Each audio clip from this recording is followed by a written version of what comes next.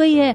मुझे तो इसके सामने बैठने पर बहुत अच्छा लग रहा है। आंटी, जब भी आप हीटर चलाओगी तो क्या हम आपके घर हीटर के सामने बैठने के लिए आ सकते हैं?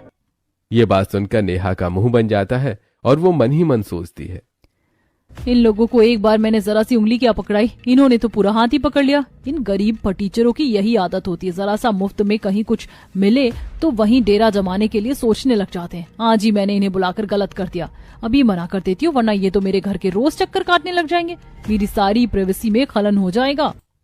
अच्छा खासा सोच विचार करने के बाद नेहा दोनों बच्चों को कहती है, बेटा माफ करना, लेकिन हम दिन में हीटर नहीं चलाएंगे, क्योंकि तुम्हें पता है इसे चलाने पर बहुत ज्यादा बिजली का बिल आ जाएगा, इसीलिए मैं दिन में हीटर नहीं चलाऊंगी।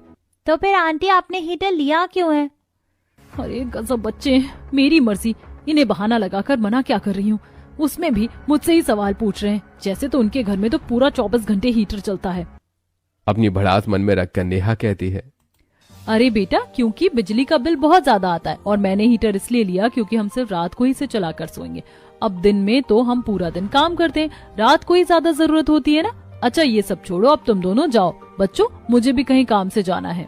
ऐसा कहकर नेहा उन दोनों को घर से बाहर भेज देती है। दोनों बच्चे वहां से चले जाते हैं और उनके जाने के बाद नेहा कहती है, अरे भाई, आज के बाद इन फटीचर बच्चों को कुछ नहीं दिखाऊंगी। वहीं बच्चे दौड़कर घर जाते हैं और हीटर के बारे में अपनी मम्मी को बताते हैं।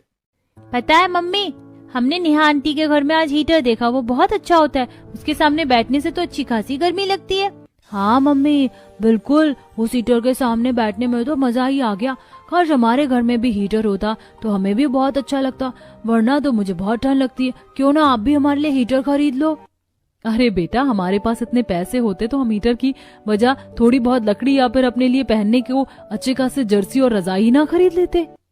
अरे वैसे भी अब तुम्हें हीटर खरीदने की बात क्यों करनी है? तुम तो कह रही थी ना पिंकी कि हमारे पास भी हीटर है, तो उसी हीटर से अपना काम चला लो।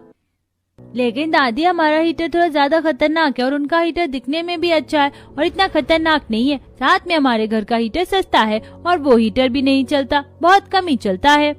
हीटर चलने से याद आया, मुझे अभी जंगल से जाकर लकड़ी लेकर आनी है। अगर लकड़ी नहीं आएगी ना तो ना आज घर में खाना बनेगा और ना ही आग जला पाएंगे।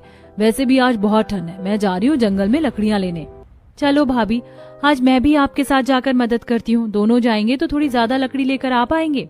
हाँ बेटा, अपनी भाभी के साथ चली जा, वैसे भी वहाँ से लकड़ी लाना कोई आसान काम नहीं है। उसके बाद बाहर चल रही ठंडी ठंडी हवा में दोनों नंद भाभी ठंड से कांपते हुए जंगल की तरफ जा रही थी, जो कि बहुत ही ज्यादा दूर था। जंगल तो बहुत दूर है भाभी, सच में वहाँ तक जाने में ही हालत खराब हो जाती है।